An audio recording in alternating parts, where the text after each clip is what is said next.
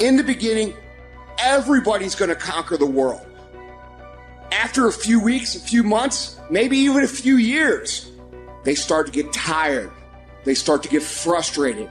They start to ask, why is this so hard? They start to ask, why is this so hard for me? And that's when people quit. When you start feeling that massive frustration, that massive anger, that massive stress, you are about to have a breakthrough.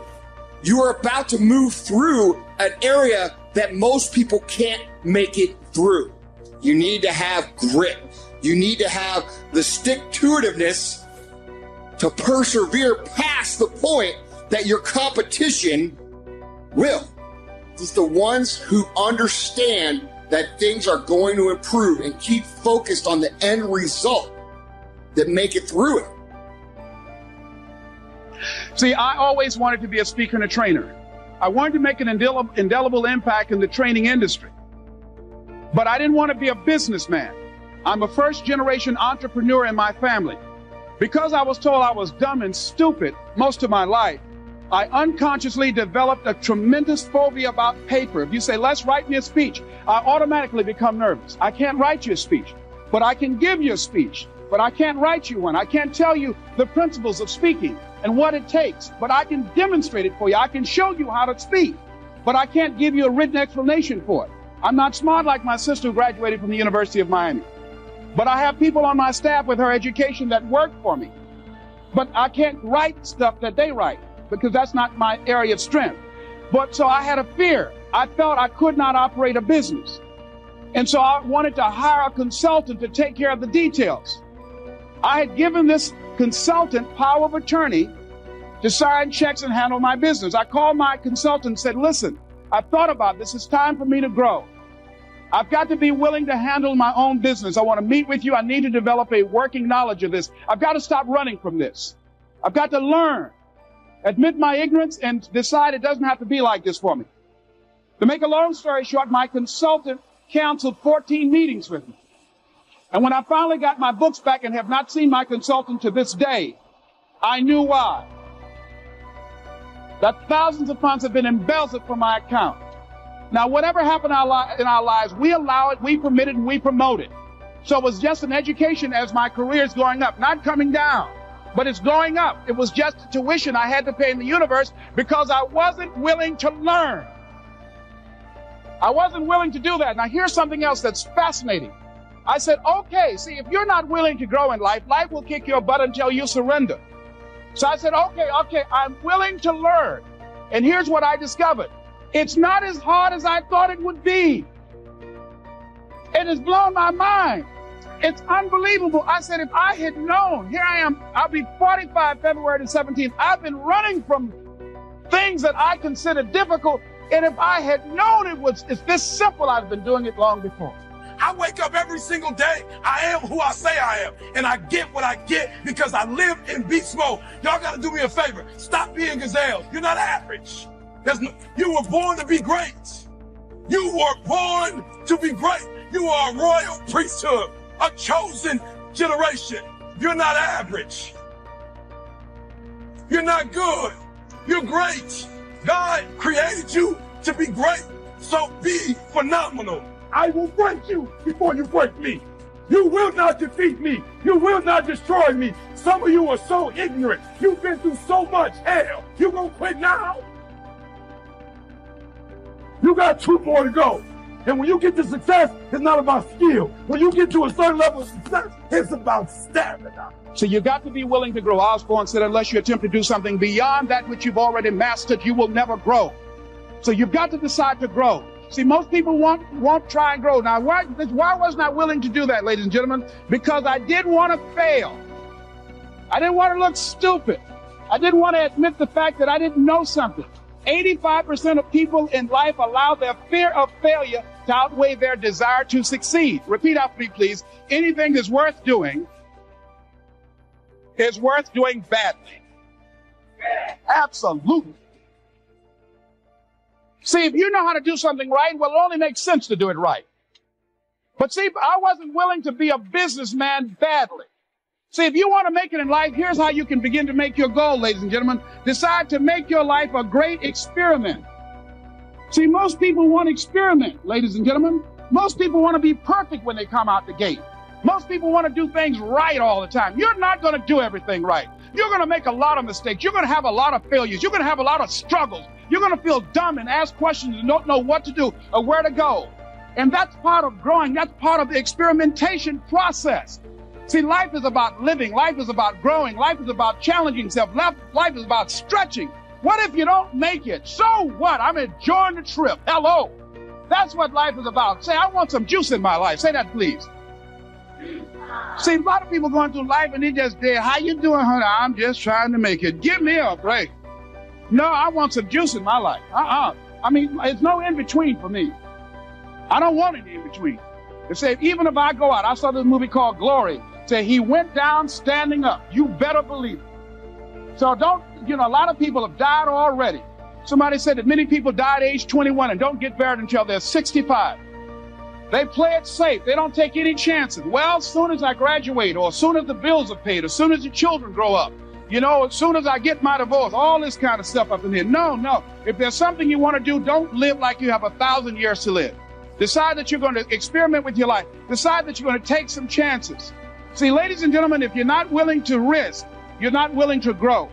And if you're not willing to grow, you're not willing to be your best. And if you're not willing to be your best, you can't be happy. And if you can't be happy, then what else is there? So think about that. Decide to make your life an experiment. Decide to take some chances and come out into the universe and find out what you're made of. Here's something else. Here's what can change your life. Think about your situation. This is what happened for me. It was a moment of truth for me. Once, if you embrace this, I guarantee you, I don't care if you're in sales, I don't care what kind of business that you're in. You can be in the mortgage business, automobile business, any kind of business. If you embrace this dream that you're thinking about, this goal that you have in your mind, this vision that you have of yourself, if you embrace this, ladies and gentlemen, it will change your life. This is what happened for me. You've got to get to the point where you can say to yourself, this is the key to changing your life. When you say that, repeat please, I have had it. Here's the third step to becoming consistently self-disciplined. Number 1 is realizing that discipline isn't the easiest option. Number 2, discipline is a full-time activity, day by day, every day. And the third step to becoming self-disciplined is really a philosophy that holds one of life's unique promises. Number 3 simply says, for every disciplined effort, there is a multiple reward. That's one of life's great arrangements. It's like the law of sowing and reaping. In fact, it's an extension of the biblical law that says if you sow well, you reap well. Now here's a unique part of the law of sowing and reaping.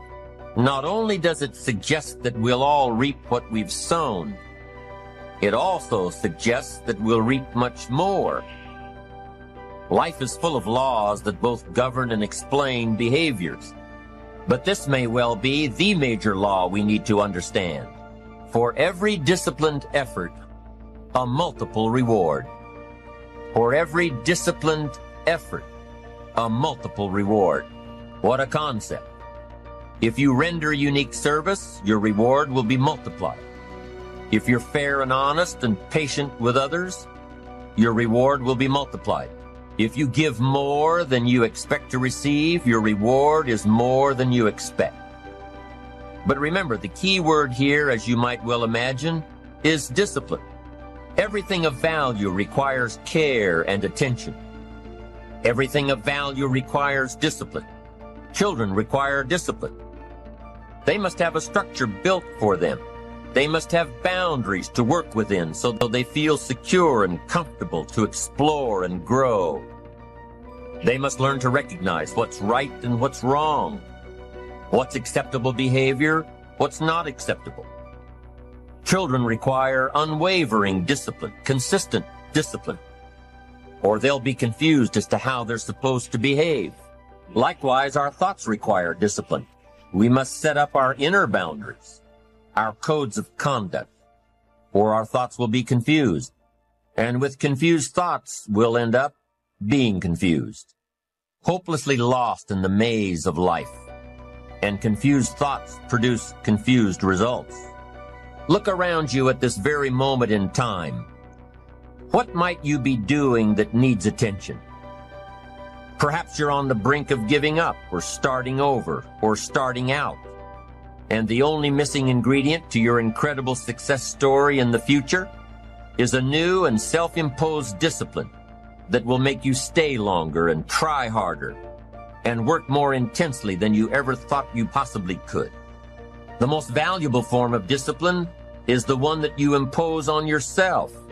Don't wait for things to deteriorate so drastically that someone else must impose discipline into your life. Wouldn't that be tragic? How could you possibly explain the fact that someone else thought more of you than you thought of yourself? That they forced you to get up early and get out into the marketplace when you would have been content to let success go to someone else who cared more about themselves. Your life, my life, the life of each one of us is going to serve as either a warning or an example. A warning of the consequences of neglect, self-pity, lack of direction and ambition, or an example of talent put to use. Some of y'all, you lying to yourself. You say you want to be great. You say you want to get to the next level. You say you want to be a national champion. You say you want a promotion. You say you want to start your own business. You talk too much. Shut up. There's nothing wrong with the opportunity. You're not giving 120.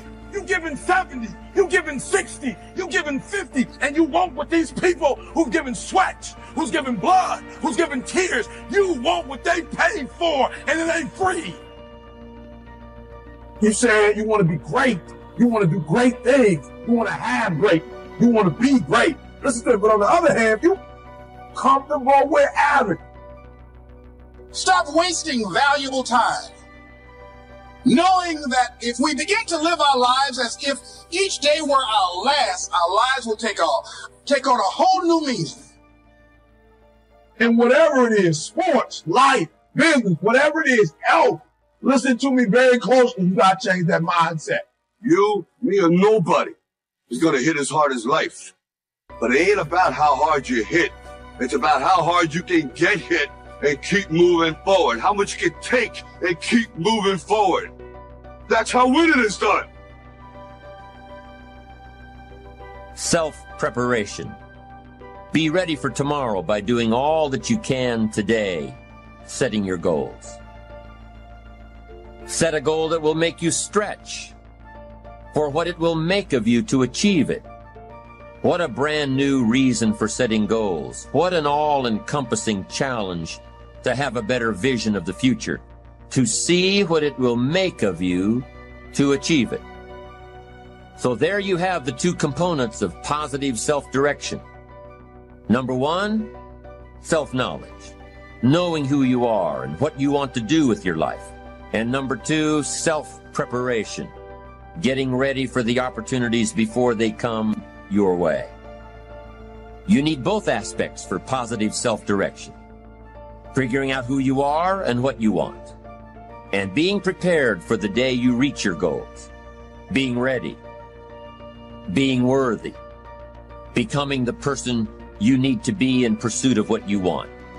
What good is an opportunity if you're not prepared to take advantage of it? It's no good. Won't do a thing for you. Be prepared. Self-preparation. The benefits are, number one, it moves you toward your goals, and number two, it refuels your ambition.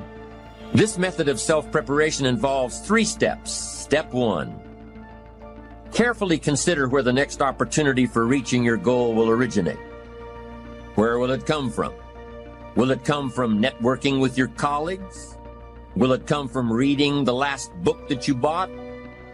The book that's still sitting on your shelf waiting to give you some answers? Will it come from you taking the time to think it out? Where will it come from? The next opportunity that will push you forward. If you don't know, here's what you have to do. For each major goal of yours, the top priorities on your list, for each of these, take out a separate piece of paper, one single sheet per major goal, Write down your goal at the top and start listing all reasonable resources.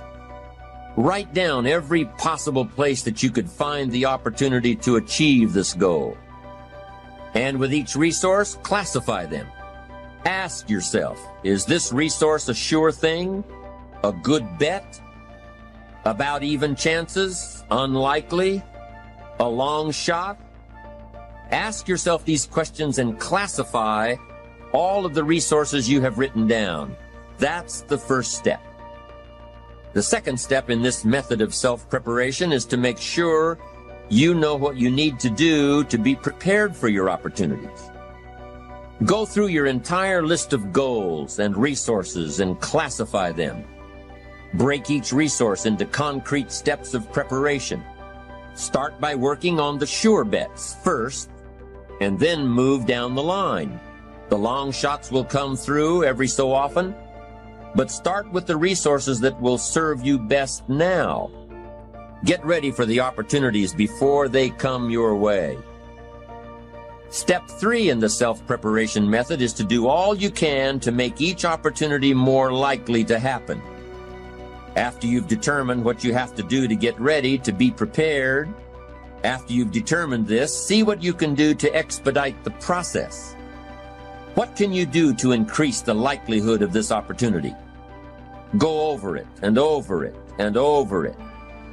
Use these 3 methods again and again as you assess where you are now and where you have to go next to keep moving toward the achievements that are most important to you. Step 1, consider your resources. Step 2, determine what you have to do to get ready. Step 3, expedite the opportunities. And by the way, this method of self-preparation works wherever you are in your journey, whether you're close to your goals or whether you're just starting your journey of self-direction. This method works. Have working knowledge to draw from. Continually work on yourself in preparation of where you want to be. Build a reservoir of thoughts and ideas and philosophies and experiences that are your own. Build, grow, change, get ready. Be prepared. Be prepared for a life worth living. Now, here are the 4 ifs that make life worthwhile. Number 1, life is worthwhile if you learn. Nothing worse than being stupid. Life is worthwhile if you learn. Learn from your personal experiences. Learn from other people's experiences. Second, life is worthwhile if you try. Now you've got to take what you've learned and see if you can try your hand at it.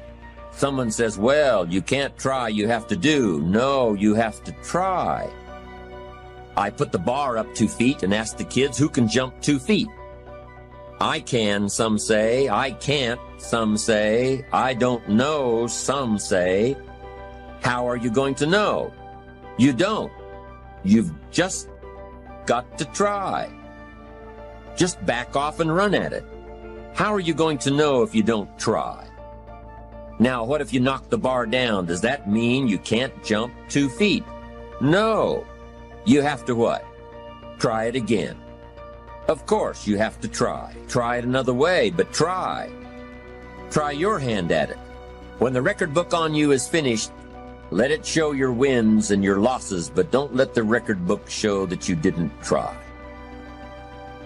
Let's talk about today's greatest adventure, and you'll see in a moment why the word today in the title is meant literally. You've heard the definition of success as the progressive realization of a worthy goal. The purpose of this message is to tell you of a wonderful way to keep realizing, to keep achieving your goals one after another in the years ahead. A goal sometimes seems so far off, and our progress often appears to be so painfully slow, that we have a tendency to lose heart. It sometimes seems we'll never make the grade, and we come close to falling back into old habits which, while they may be comfortable now, lead to nowhere. But there's a way to beat this. It's been used successfully by many of the world's most successful people, and it's been advocated by many of the greatest thinkers. It's to live successfully, one day at a time. A lifetime is comprised of days, strung together into weeks, months, and years. Well, let's reduce it to its lowest common denominator, a single day, and then still further, to each task of that day. Look at it this way. A successful life is nothing more than a lot of successful days put together. It's going to take so many days to reach your goal. If this goal is to be reached in a minimum of time, every day must count. I have helped people and gave to people who sued me, who lied on me, who betrayed me, who broke my heart and let me down. I have been betrayed so many times that when you don't betray me, I'm shocked. I'm scared to believe that you might be real. If you got somebody that's dragging, that's going down the downward spiral, and you decide that you're just going to pour everything into them, well, then you're going to go down that downward spiral as well. And now you're not going to be able to help them. So I think you definitely have to take care of yourself as a person so that you have the platform to take care of someone else and help someone move in the right direction. Oftentimes when you think you're helping someone, you're really just enabling them. You got to detach. You got to make sure you're not becoming emotional. You got to make sure that you're seeing the person and the situation for what it really is. Not what you want it to be, but what it really is, who they really are, what they are really doing. And then when you're detached, you got to make logical decisions from that point of detachment to decide whether this person can be helped and how far you're willing to go to help them. And you got to remember, you can't be a hero to everybody. We've all been used. We've all been taken advantage of. It doesn't feel good. And when you get used and taken advantage of or manipulated, it makes you stop, think, and start looking at everybody the same way. It makes you question any and everything and everybody because you were used, manipulated, and taken advantage of. You're doing everything and operating and coming from your heart. But unfortunately, other people have malicious, evil, and vindictive intentions towards you. And all you have to do is forgive those, but more importantly, learn from it. Experience is your highest truth. And I don't want you to ignore the truth. I don't want you to disown the experience. There was an open hand from your heart to help somebody get on their feet. And once you took their hand, they took that same hand that you helped them get up with, turned it into a fist, and tried to figure out a way to knock you out. Sometimes it takes you a minute to process what to do when right goes wrong. You're not ready for a new relationship because you can't figure out what happened in the old relationship because you said, I gave my very best and it went wrong. And so I have lost confidence in my best. Because you left me with the notion that maybe my best isn't good enough. So I'm not sure that anybody will ever see my best again because I did it from my heart. I did it from my heart.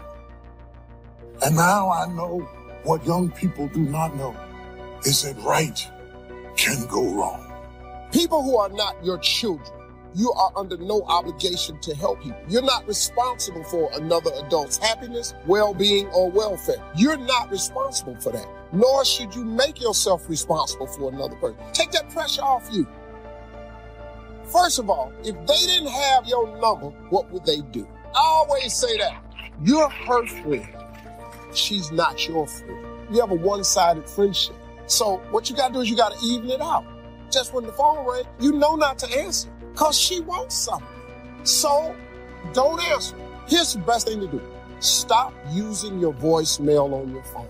Because I'm going to teach you something. And do you notice that 95% of all your voicemails are a request?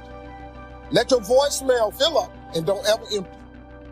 Don't you become the 911 in everybody's life. Just stop. Release yourself from the pressure. Now, her number, I would just block her number. I just learned how to block numbers this past Christmas. Oh my God. Did you all know that? It's the greatest. Oh my God. That's what I gave myself for Christmas. My life's so good right now. Some of y'all right now are in relationships and friendships that you are clearly being used and taken advantage of. They're either going to come after your man when you let them live with you, come after your wife. They're jealous of who you are and all the things you have, and yet they're using you for these various things. Pay attention to people and who they really are. Don't manipulate your mind to thinking, you know what, maybe I'm just being a negative person. There's this thing called instincts, intuition, and discernment. Pay attention to them. Don't disown them, because you will end up in pain in the end if you don't move on the discernment, the instincts, and the intuition about people, things, and situations. Despite the fact that these are some of the clearest, most easily recognized elements of strong character, in the real world, they're also some of the most difficult to find. It seems it's always been that way. In ancient Greece, the philosopher Demosthenes went searching for an honest man, and he never found one. I've been fortunate. I think I've known a great many honest people.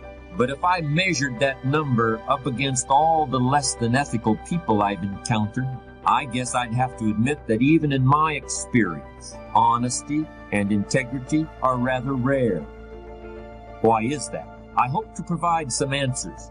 I want to start talking about honesty by looking at the exact opposite of honest behavior. There was a time when telling a lie was very serious business. I'm speaking now of the days before lawsuits and legally enforceable contracts. In those days, lying was a very serious matter. It was also very serious if you accused someone of lying. Today, a breach of integrity in a business matter might mean calling in the lawyers. But for hundreds of years in the past, calling someone a liar was the most common way to provoke a duel, at first with swords, later with pistols. Dishonesty was treated like a personal insult that demanded immediate redress.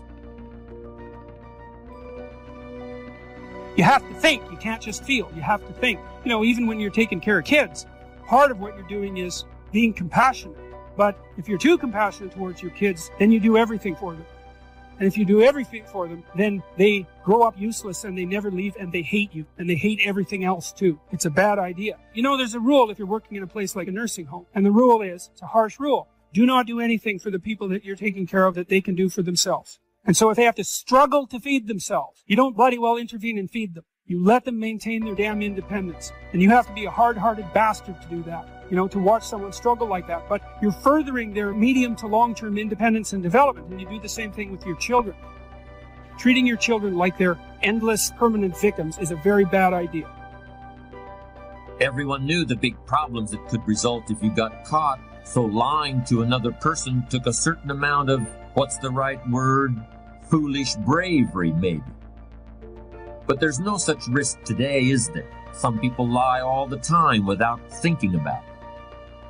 Most people know when they're being lied to, which they may find irritating, but they just accept it. Maybe they decide to become liars themselves. In any case, very few duels are being fought. To explain this, I think we can make a comparison between how some people today feel about lying and how they feel about money. It used to be you either had money or you didn't. When you bought something and the bill came, you had to pay it or there was an immediate problem. There were only two alternatives. You took care of your debts or you were a thief. Some people would literally take their own lives if they couldn't honor their debt. I'm sure we agree that's not exactly true any longer. Many people don't feel the same kind of personal responsibility about paying debts promptly. And today, of course, we can put off paying for our purchases as long as we can make the minimum payment on our credit card. That pain that comes with having to shell out hard cash for something, the pain of maybe having to give something up in order to have this thing, we can avoid that pain. We can put it off indefinitely as plastic debt. Of course, there's going to be a high rate of interest on that debt, and the balance due can quickly mount up, but most people don't even think about that. It's a price they're willing to pay in order to have exactly what they want right now. There are many situations where it's painful to tell the truth. It's painful in just the same way that paying a big fat bill is painful. In fact, we even use the same words to talk about paying debts and telling the truth. We may talk about somebody's word being like money in the bank. We talk about being held accountable, about having to account for yourself. about being called to account. If you've done something that you're really not proud of and you're called to account for it, well, what does that feel like? How do you handle it? What are your options when you've got to explain something that makes you uncomfortable? Well, it's a bit like that moment of decision when the credit card bill comes every month. If you want to pay off the whole balance, there may be some pain and sacrifice involved. You may have to grit your teeth. You know that your life will be simpler in the long run, but it's going to hurt a little right now to pay off the new golf clubs or the new computer, or how about the 60-foot yacht? I don't actually know if you can put a yacht on a credit card, but I've certainly known people who would if they could. Gritting your teeth and paying in full can hurt. So quite often it seems easier to pay the minimum and delay the pain until next month. It's easier to float the truth of your finances off into a little imaginary plastic flying carpet and sail it into the mailbox. Of course, it's not really a flying carpet. It's more like a boomerang that's going to come around and hit you in the back of the head someday. But as Scarlett O'Hara once said, I guess I'll think about that tomorrow. For the time being, it's gone with the wind. Let me give you some good advice about avoiding a bankrupt character. Pay your ethical debts. Keep your integrity in the black. Face ugly realities with the truth as soon as they appear. When you feel that temptation to hedge, resist it immediately. Don't treat it casually. Treat it like a grease fire in the kitchen that you've got to put out before it burns your house down or fills the whole place up with so much smoke that you can't see where you're going anymore. Because that's exactly what will happen when your ethical capital runs out. You just won't be able to see where you're going anymore. Here's another way that being untruthful is like buying on credit. They're both addictive. At first, they both go down so easy, and they leave you wanting more. Any addictive behavior offers a simple, short-term escape from a problem. But that escape becomes more and more complicated as time goes on. Lying can get extremely complicated. You've really got to have an outstanding memory to be a good liar, because you're always having to create more lies that are consistent with the one you told in the first place. I'm sure we have at some time been caught up in a dilemma like that. Shakespeare had it right all along. What a tangled web we weave when at first we practice to deceive. Maybe you think I'm being a bit tough here. Am I really saying that in every instance you've got to tell the truth, the whole truth, and nothing but the truth? So if somebody asks me, how are you today? I'm supposed to say, well, I got to be honest with you. I have a sore finger. Last night I had a headache, and I've got to admit that my foot hurts a little. No, that's not what I mean. In fact, I think there are many times when some flexibility with the whole truth and nothing but the truth is called for, and I'll be discussing those later. Outright lying, however, planned lying, lying with an ulterior motive, lying for personal gain, that kind of lying is definitely something to be avoided. But untruthfulness is so tempting today, and I want to spend a little more time on it. I want to make a clear distinction between what I call foolish lying or silly lying or stupid lying and lying that is downright evil and poisonous to the character. Boasting, bombast, blarney, bragging, these are all the same thing. They're always floating around in the atmosphere, and they can affect you at any time like catching a cold. They're mostly harmless unless you start building a whole personality around them, which has definitely happened to some people. I should mention that there's such a thing as boasting in reverse, too. People who flaunt their frugality, people who poor-mouth, people who are oppressively ostentatious in their lack of ostentation. This is actually becoming a bit more common. Keep an eye out for